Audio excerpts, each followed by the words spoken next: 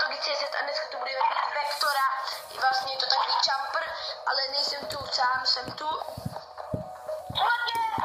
Matěj, budu mít nový kanál.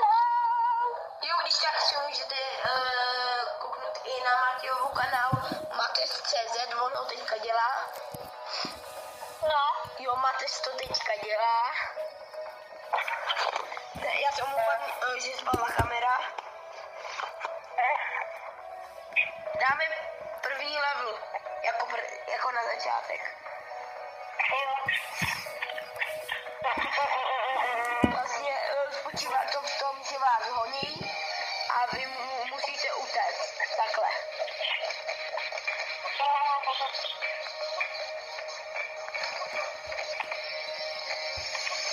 Ne.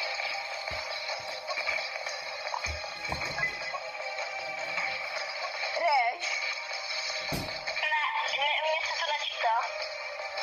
Já už dávno hraju. Já už taky, no.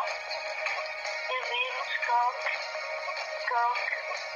Dělej už hraj. Já už normálně hraju. Vidíte, Matěj zdržuje. Nechtějte s ním natáčet. Kámo, to jsem zvědavý, jestli dneska teda večer půjdu teda jakoby do té nemocnice.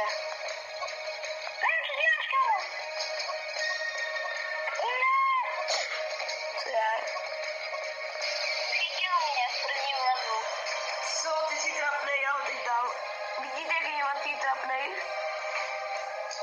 Já jdu na druhej teda. Ty jsi taky trapnej. Jo, dobrý. Druhý je už těžší. Ne, ten je těžký. Druhý. No. Ne, já jsem pátým. A jako odborník říkám, že to je lehké.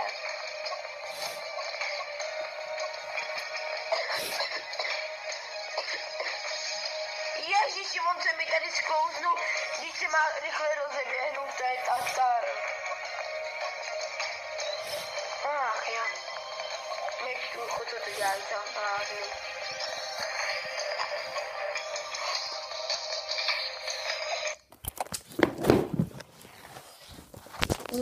Tohle by pro tohle video bylo asi všechno. Mějte se krásně, skládejte básně, beverko, a já se poroučím. A